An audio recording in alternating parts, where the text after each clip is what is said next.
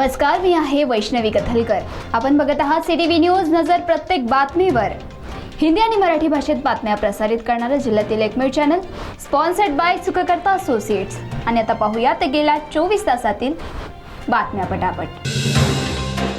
ताडोबा अंधारी व्याघ्र प्रकल्पात ऑनलाईन बुकिंगच्या नावाखाली 12 कोटीहून अधिक रुपयाचा गंडा घातल्याप्रकरणी मुख्य आरोपी रोहित व अभिषेक बबलू ठाकूर बंधूच्या सरकार नगर येथील बंगल्यावर तसेच सर्व प्रतिष्ठानावर एकाच वेळी सक्त वसुली संचालनालयाच्या ईडी पथकाने बुधवारी पहाटे 4 वाजता धाड टाकल्याने खळबळ उडाली आहे।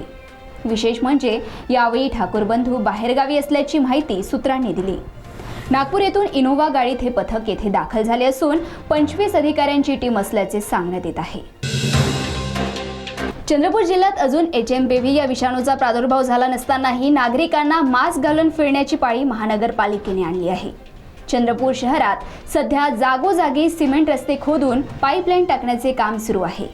या कामामुळे कंत्राटदारांनी गड्डे तर खोदले, पाईपही टाकले, परंतु ते बुजवायचे नाव घेत नाही आणि त्यामुळे रस्त्यावर सर्वत्र धूळ साचली आहे। महानगरपालिकेने मोठा गाजावाजा करीत फॉगिंग मशीन असलेली गाडी बोलावली आहे, परंतु रस्त्यावर प्रचंड प्रमाणात धूळ असतानाही फॉगिंग मशीन असलेली गाडी नेमकी काय करते यावर आता प्रश्नचिन्ह निर्माण झाले आहे। HMPV या विषाणूचा प्रादुर्भाव आता नागपूर शहरात झाला असून नागपूर शहरात या विषाणूचे 2 रुग्ण सापडल्याने खळबळ उडाली आहे। त्यामुळे लॉकडाऊन सदृश परिस्थिती निर्माण होते का याकडे सर्वांचे लक्ष लागले आहे, परंतु शासनाने मात्र या विषाणूमुळे घाबरण्याचा प्रश्न निर्माण होत नाही असे सांगितले आहे। शासनाने 100 रुपयाच्या स्टॅम्प पेपरवर बंदी घातली आणि सर्व व्यवहार हे 500 रुपयाच्या स्टॅम्प पेपरवर केले जात आहे, परंतु चंद्रपूर येथील कचेरीत 500 रुपयाच्या स्टॅम्प पेपरचा तुटवडा निर्माण झाल्याने 100 रुपयाचे 5 स्टॅम्प पेपर हे ग्राहकांना देण्यात येत आहे। त्यामुळे स्टॅम्प पेपर विक्रेत्यांनी त्यांच्याजवळ असलेले जुने 100 रुपयाचे स्टॅम्प पेपर चलनात आणल्याचे निष्पन्न होत आहे। चंद्रपूर शहरात 10 तारखेला मुख्यमंत्री देवेंद्र फडणवीस यांचे आगमन होणार आहे। त्यानिमित्त चंद्रपूर शहर महानगरपालिकेने 6 जानेवारीला एक परिपत्रक काढले। त्यात रस्ते साफसफाई, सुशोभीकरण इत्यादी बाबींचा समावेश आहे, परंतु रस्ते दुरुस्ती मात्र यातून वगळले आहे।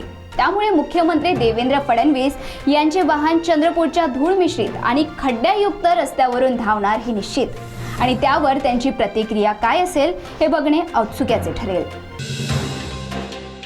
संपूर्ण राज्यात टोल नाक्याचा मुद्दा हा अत्यंत संवेदनशील मानला जातो। आता शासनाने मात्र सर्व टोल नाक्यावर फास्टॅगद्वारे टोल भरण्याची सक्ती केल्याने सर्व 4 चाकी वाहन चालकांना फास्टॅग घेणे अनिवार्य झाले आहे। दुचाकी वाहन चोरीला जाणे किंवा हरवणे हे एक वेळचे समजू शकते, परंतु मर्यादेबाहेर मद्यप्राशन केल्यानंतर त्याला आपले वाहन कुठे ठेवले हे कळेच ना।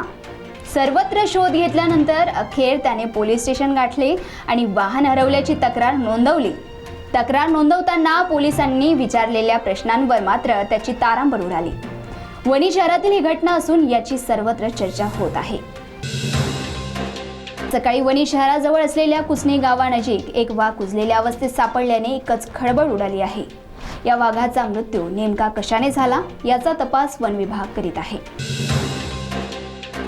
गडचिरोली जिल्हा सध्या सर्वत्र चर्चेत आहे। येथे असलेल्या खाणींमुळे, सुरजागड प्रकल्पामुळे आणि प्रस्तावित कामांमुळे या जिल्ह्याकडे सर्वांचे लक्ष लागले आहे, परंतु येथील नागरिकांना भौतिक गरजा तर सोडाच, परंतु मूलभूत गरजाही मिळेनाशा झाल्या आहे। अजूनही नगरपंचायत असलेल्या गावी बस थांबा नसल्याने अनेक नागरिकांना आकाशाला छत समजून ताटकळत उभे राहावे लागत आहे। अनेक राजकीय नेत्यांनी आणि पालक राज्यपालांनी सुद्धा गडचिरोली जिल्ह्यातील गावे दत्तक घेतली होती, परंतु ह्या दत्तक घेतलेल्या गावांना ते मूलभूत सुविधा पुरवण्यास सक्षम ठरले नाहीत। त्यामुळे आता नागरिक राज्यकर्त्यांकडे डोळे लावून बसले आहे। शालेय मुलांना घेऊन जाणाऱ्या ऑटोला सेफ्टी गेट नसल्यामुळे आणि शाळेतील लहान लहान मुले ऑटोमध्ये नीट बसत नसल्यामुळे येता जाता अनेक लहान मोठ्या दुर्घटना होताना दिसतात। मुलांना घेऊन जाणाऱ्या ऑटोला सेफ्टी गेट अनिवार्य केल्यास समोर होणाऱ्या दुर्घटनेला आपण नक्कीच आळा घालू शकतो। याकरिता युवा सेना कॉलेज कक्ष चंद्रपूर तर्फे प्रादेशिक परिवहन कार्यालय चंद्रपूर RTO यांना निवेदन देण्यात आले। तर या होत्याच्या पटापट बातम्या। लवकरच भेटूया पुन्हा काही नव्या बातम्यांसह। तोपर्यंत अशाच बातम्यांचे अपडेट घेण्यासाठी बघत रहा विदर्भातील अग्रणी CTV न्यूज। नजर प्रत्येक बातमीवर। नमस्कार.